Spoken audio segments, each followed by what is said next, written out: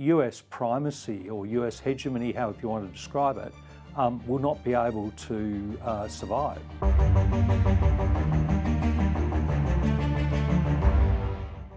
Martin Parkinson, welcome to The Business. Thanks, Alicia. Pleasure to be here. It seems decades of global free trade policy is being unwound in just months by Donald Trump. What's the significance of this? Well, Alicia, I think it's actually part of a bigger exercise that Trump's involved in, which is the dismantling of the liberal international global order that's existed since World War II. And it's that order of which the trade system is part, but more generally it's also the international institutions, the rules of how we engage with one another as countries. All of these things are being torn up. And one of the consequences of this is that US primacy or US hegemony, however you want to describe it, will not be able to survive. I mean, we talked about in the past how the global trading system was fragmented. Well, it's fragmented. We talked about how the liberal international order was under pressure. Well, it's collapsed. And all of these things, weirdly, are actually being driven by the United States, which is the architect of this entire system. And the idea that, let's say 4 years' time, Donald Trump's replaced by, for example, a Democrat, that's not going to change the outcome. I mean, once all this is gone, it's gone. And all the decades of work that took to build it up will not be able to be replicated. So I think it has very serious ramifications for Australia, but for all Western industrial countries. And it's going to be a very lonely and very illiberal world in which we're going to have to chart a course. And that's going to take some really hard decisions on the part of the Australian public and the Australian political class. Australia's economy has done very well as a result of free trade. Is it prepared for this new world order? No, not at all. And it's not just the free trade. I mean, if you think about it, we've benefited from the American security guarantee in the Pacific, which has allowed the development and the growth of our key Asian trading partners, of which we've then benefited from their growth by being able to supply raw materials, resources, energy, manufactured goods, and particularly services in recent years into those markets. The world is not what it was yesterday, or more accurately, it was not what it was this time last year. And the question for us is, what do we do and how do we do it? And the what is, in a way, a bit simpler in that we've got to become a lot more resilient, a lot more self-reliant, particularly in a national security sense, but also in thinking about supply chain dynamics. And we also need to be much more conscious and deliberate about working out who our friends are, who are the countries which we've got aligned interests with, and start to work with them. It really should be an incredible wake-up call to the Australian public and the Australian business community and Australian political community. This is not just about trade. If we think about it as only a trade issue, we're missing the bigger picture. Australia avoided recession or significant downturns in the Asian financial crisis, the global financial crisis, and even the COVID pandemic. Could our luck be running out this time? Well, in a way, we avoided those things because we pursued good policy. And we've run an open economy, a floating exchange rate. We've had disciplined fiscal policy, and we've had sensible approaches to regulation. But in many of these areas where our past approach is now under pressure. I don't think of it as luck so much as reasonably good management. Yeah, we've had a bit of luck, but it's been reasonably good management. And the question is, are we ready to manage our way in a world where we can't rely on good luck? We can't rely on, a new China coming along that's going to turbocharge our economic growth, that we can't rely on a world where our ability to trade is unimpeded by tariffs or other types of interference. Well, you talked about the what earlier. How can those in charge of Australia's future set up the country then? Well, I think the big challenge we have is that we've almost developed, this is sort of a wrong terminology, but it's almost like a culture of dependency where we look to government to sort things out. And the politicians have responded by promising us that they can fix things that in fact they can't. And the first thing that we need is a pretty honest discussion with the Australian community about what are the limits of government, what is the scope of government that we want, and what are the limits to what government can actually deliver. Unfortunately, we've got into a situation where, and this is not a new thing, this has been emerging over the last couple of decades, where there's a real populist tendency to say, we'll step in and fix it, without ever knowing what the it is. So just give you a couple of examples, right? We're having this faux debate about migration levels. And on one side, we're talking about cutting permanent migration. Well, we only have about 200,000, give or take a bit, each year, permanent migrants.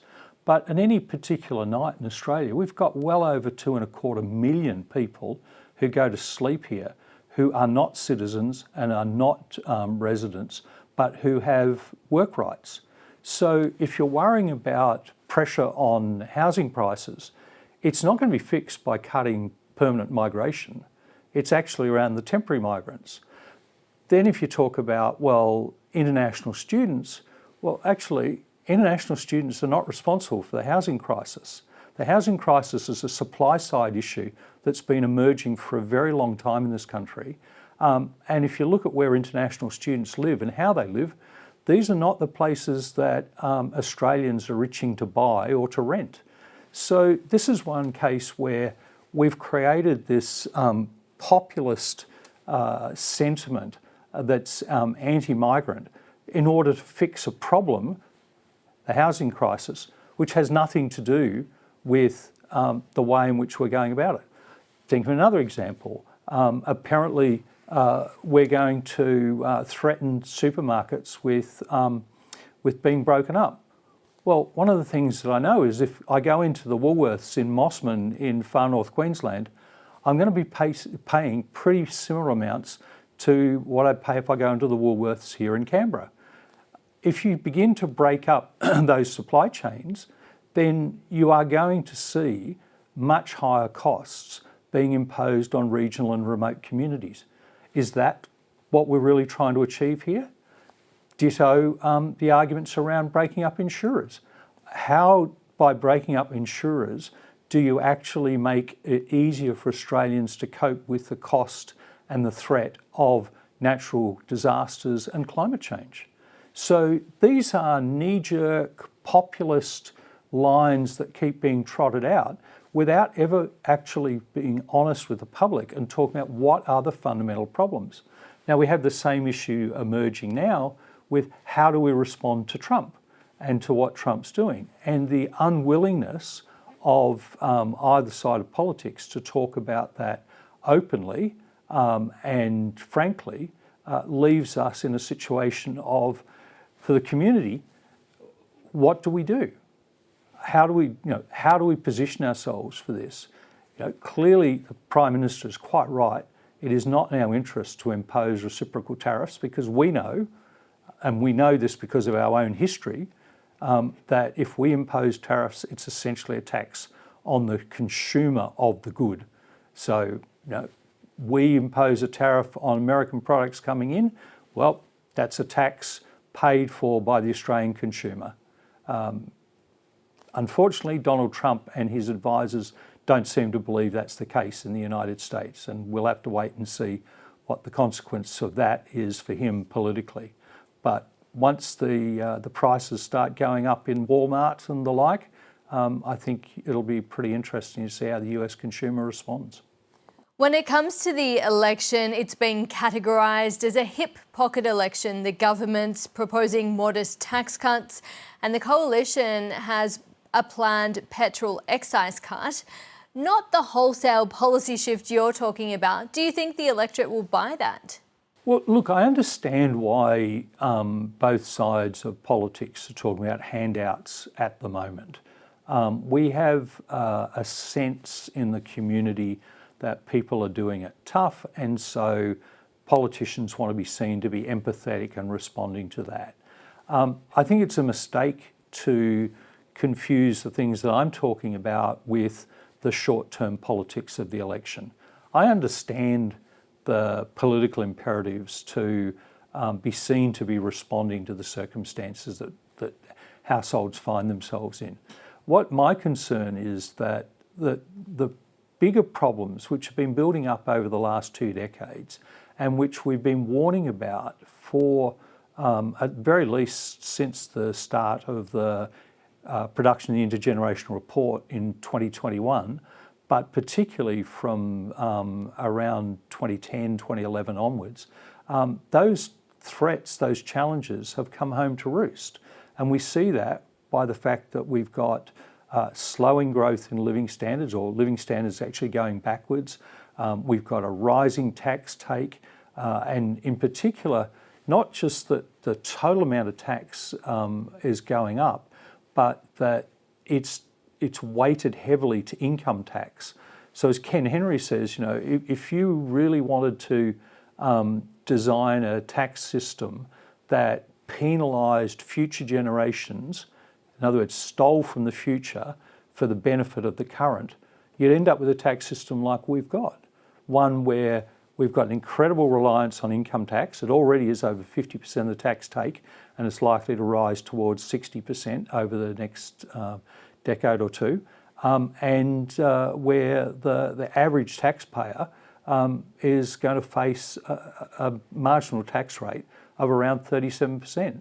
Now, you know, if you can talk about income tax in isolation, but that's only one of many different areas where we've got to address our fundamental problems. You know, our productivity growth has stalled. Why has it stalled? Well, basically it's because we've spent a lot of time over the last 2 decades imposing additional regulation. Why have we imposed regulation? Because to the political class it seems costless. It seems that it's something you can do and you can get a political advantage from it by being seen to respond to a concern in the community. But the net effect is when you accumulate up all that regulatory impacts, you actually end up with an erosion of economic vitality. And that's what we're seeing. So we can see problems in the tax system, we can see problems in the regulatory system, we can see a lack of competition in markets, in part caused by the ability of existing players in markets to erect barriers to entry. We can see challenges in the foreign investment space, so preventing Australia being able to capitalise fully on potential investment from overseas, and so on. There is no silver bullet. What you need is to step back and have an honest and open discussion about where do we want to go as a country. Do we really want, as we are on track for at the moment, to be the generation that leaves our children poorer and worse off than we are? We would be the only generation in our history that has actually done that. And our unwillingness to confront these issues and talk openly as a community about them is fundamental to that becoming a likely outcome. And it's only if we have those conversations can we then begin to map out a coherent strategy about how we respond. Now, there will not be a single approach. These will be contested, they'll be debated, but that's great, right? Because out of that we'll get policies that ultimately the Australian citizen will benefit from. But at the moment, what we've got is, don't you worry, you've got a concern, we the government or we the opposition, we've got a solution, when in fact the solutions being proffered are not actually solutions to anything that's important in the longer term. Well, it's interesting because a significant issue being raised by the ABC audience in our Your Say poll is tax reform. Many mention tax paid by multinationals in the resources industry, as well as the need for reforms to the capital gains tax, discount and negative gearing. Be a brave government to take all of that on. Well, one of the great things of the past when Australian governments have tackled these issues is they've approached this by tackling a number of things at the same time. So everybody might lose a bit in one area or another, but everybody's actually involved and everybody gains a bit at the end of the process. Whereas if you try to take on any one of these in isolation, you set yourself up for a very difficult political conversation, because it's very easy for groups to coalesce in opposition to a single thing. Whereas if you're actually engaged in widespread reform and you've got lots of things happening at once, then people they can see they'll get benefits from some and they'll have consequences, negative consequences for them in other areas. But they've then got to make a decision about the overall package. Whereas if you try and do these things as narrow slices with no coherent strategy and no coherent narrative for the public about why we're doing it, then you're setting yourself up to fail. What do you think the impediment to this big picture discussion is? Is it short-termism, the 24-hour news cycle, or that people who would benefit the most are too busy trying to put fruit on the table that they don't have time to engage? Yeah, look, a great question, Alicia. From what I've been saying, you're quite right to think that I'm being critical of the political class. But I'm not talking about just those today. This has been a set of problems that have emerged over the last 2 decades. Part of the challenge for today's political class, and I'm really sympathetic to them about this, is that the context is really different. As Lucy Ellis said only last week, when we did the reforms of the 80s and 90s, there was a lot of low-hanging fruit. And so we were able to float the dollar. We were able to deregulate the financial system and so on. But once you've floated the dollar or deregulated the financial system, you can't do that again. So you've got to get into the world of much trickier, more complex, complicated reform issues, and they're much harder to communicate. So then if you think how the context, the sorts of reforms that you need has changed, the context has also changed. So when we did those reforms in the 80s and the 90s, it was very fresh in everybody's memory that we'd had a recession in the early 70s, we'd had a recession in the early 80s, we had terribly high unemployment rates, we had the intervening period with stagflation, so stagnant growth, high inflation. And so there was a real sense the system wasn't working, and there was unanimity in the economics profession about what needed to be done. So the community accepted the system isn't working, and there was agreement about what needed to be done. There was disagreement about the pace and so on, but those are negotiating issues. Fast forward to today, we don't have a sense that there's agreement in the community about what's working and what's not working. And that's in part because we keep promising that, don't you worry, we, the political class, will fix it. And so people aren't sort of focusing on the big picture as a picture, rather than as a single little grab at a moment in time. The second thing that's harder for the political class now is that the breakdown of traditional media. So again, if you go back in the past, we had the luxury of being able to do quiet, thoughtful, deliberative work, engage with interest groups, discuss what it was that we were thinking of, and develop and road test policy before we rolled it out. Now, anybody pops their head up over the parapet and says, I want to do X, then immediately social media allows the coalescence of a coalition that exists only in opposition to that idea. So social media doesn't create coalitions that coalesce around a coherent set of policies to take things forward. They coalesce around individual issues in opposition. So I think it's much harder for today's politicians, both because of the complexity of the issues they've got to deal with, but also the context in which they've got to operate, where there's no consensus in the community about what needs to be done, and their ability to engage the community is so much harder. In 2019, when you left public office, you condemned entrenched disadvantage in Australia. How worried are you that Australia is following in the footsteps of the US when it comes to income inequality? Yeah, look, it's a great question. I think we are lucky in that our community thinks about inequality and disadvantage in a way that you don't see in the United States.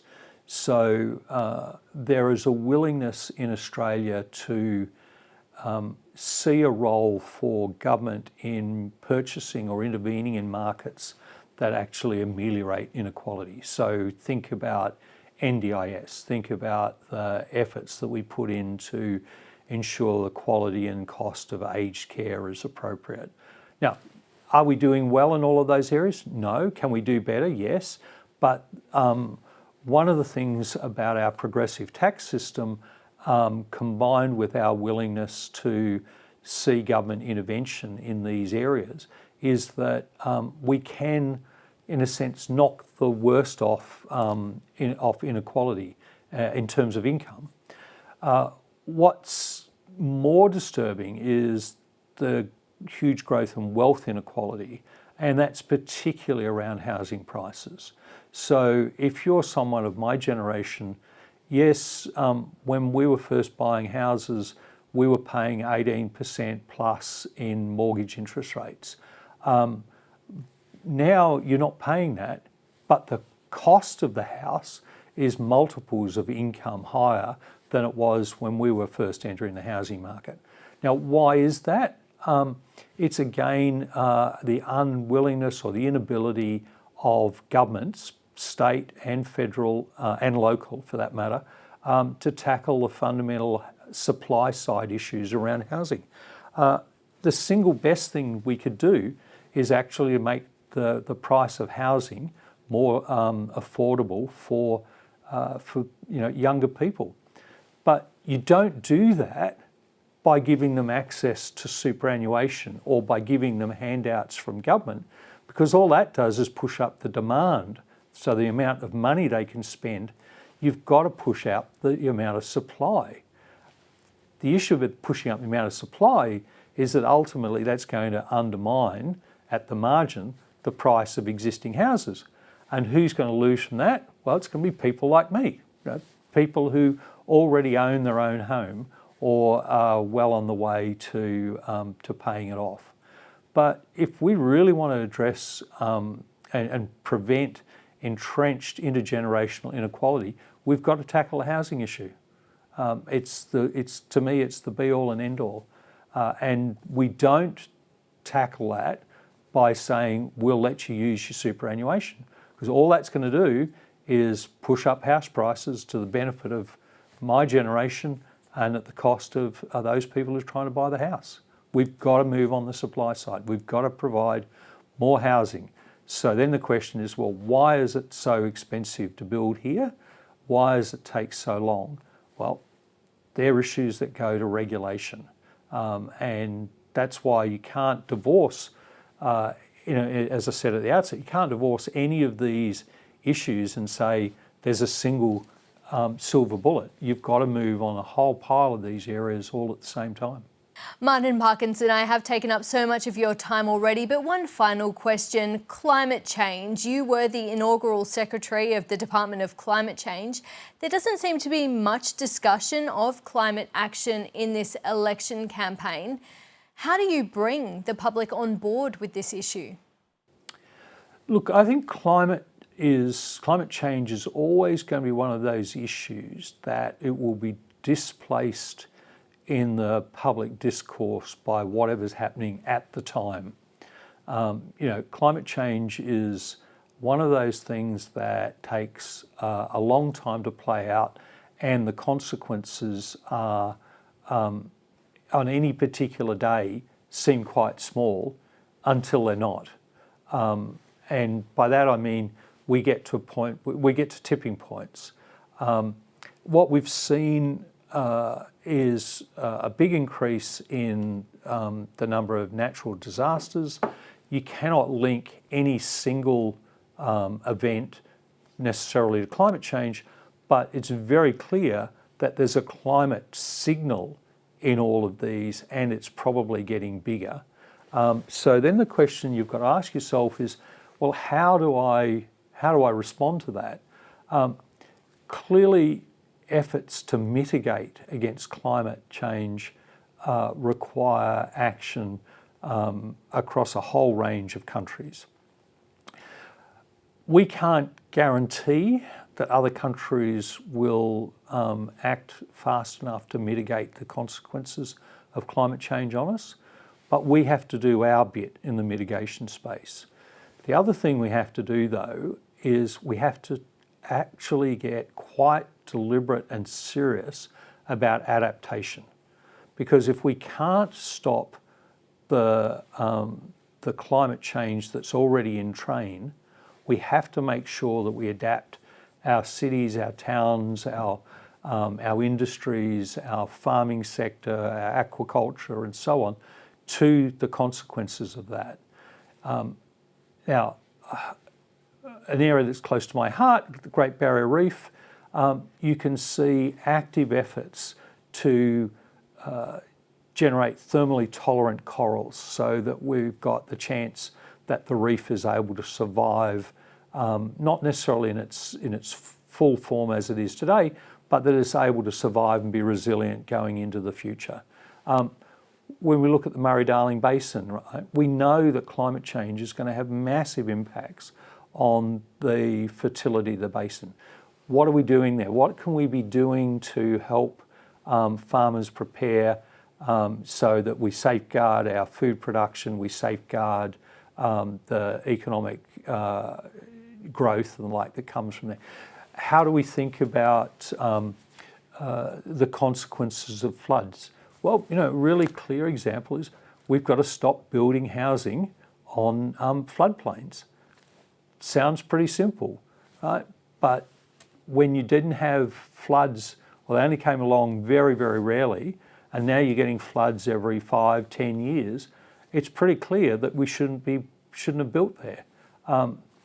So how do you get the community to come along with this? Again, I think you've got to place it in context. You've got to talk about, yes, we will have to incur some costs, but basically there are lots of opportunities, and if we move forward earlier than others, we can grasp those opportunities, we can make ourselves more resilient, we can help abate, so address the global problem, we can adapt for the things that we can't abate, and we can gain those economic opportunities, those new industries and the like.